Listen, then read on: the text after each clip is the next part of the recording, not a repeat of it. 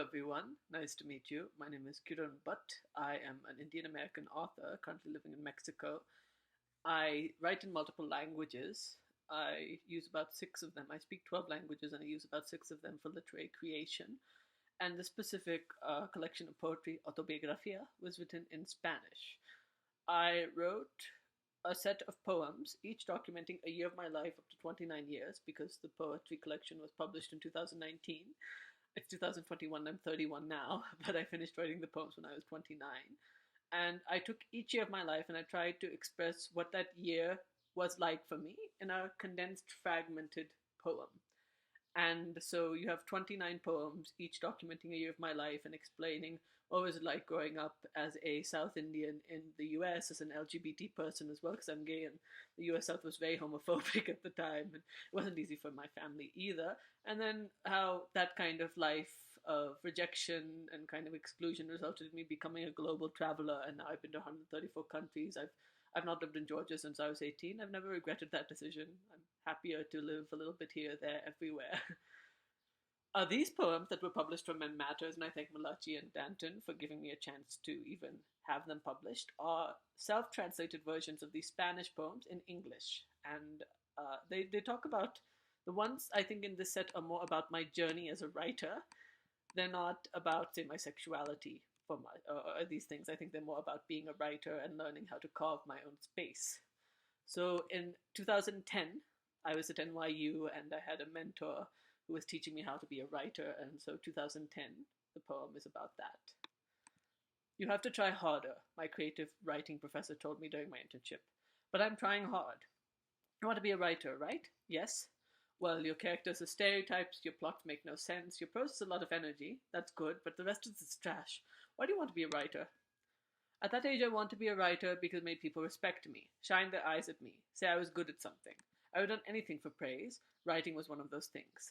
This isn't a reason to write. It's not that you aren't talented. You have a lot of talent, in fact, but you don't know how to use it yet. That was correct. It was for this reason why we worked together so hard, almost for the entire winter semester. I wrote so much that I forgot what talent was. I felt more like a squished pea lost under the corner of a bed. One day I wrote something she thought she was good. She loved it sincerely. It was about my first time masturbating, and the first time I felt the shame for being myself.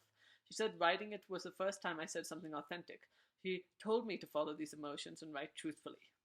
I learned over the course of my time with her that it wasn't that there were stories or emotions which weren't written yet that made writing worth following. It was because destiny compelled us to create things and to be in the full thrust of that creation, to be in the full force of creativity, to be more than a human, but a human living outside the human body and entering everything was what made art worth reading. The year after that, this is now another poem, I went to Spain and I had a year there, and that's kind of when I realized I wanted to be this like global citizen traveling type. So this documents how that came to me. 2011.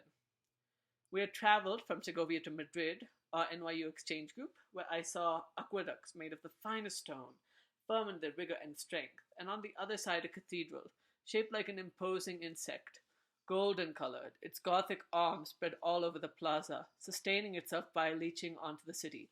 Inside of it, our professor told us the story of the building, and a part of the story of Spain. This building was built during the era of Al-Andalus. It was made by Christians and Jews and Muslims, a sanctuary for all of them.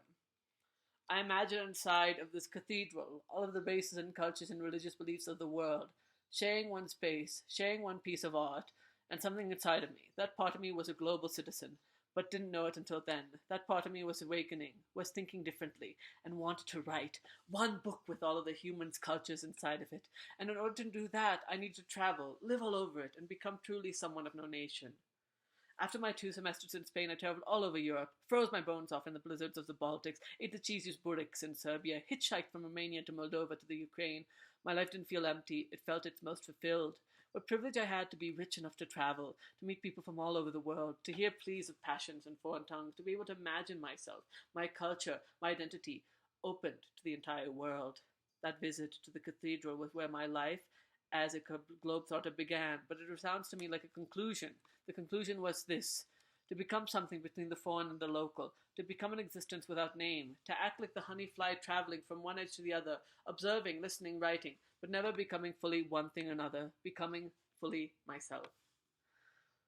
Well, thank you for listening. These poems are not available really in English yet. Of course, you can read them at Men Matters, and you should because Danton and Malachi are doing wonderful work. But at the end of the day, these are firmly Spanish poems that I then reimagined in English and wrote for myself. So please consider reading them in their original form. You can buy Autobiografía, which was published in Spain on Amazon. That's for Spanish speakers. And if and when the book comes out in English, I'll let you know. But if it doesn't, I mean, please follow me on Twitter, on Instagram, any space that you can see. Kiran Bhat is my name, and you can find me at all these different handles. Thank you so much.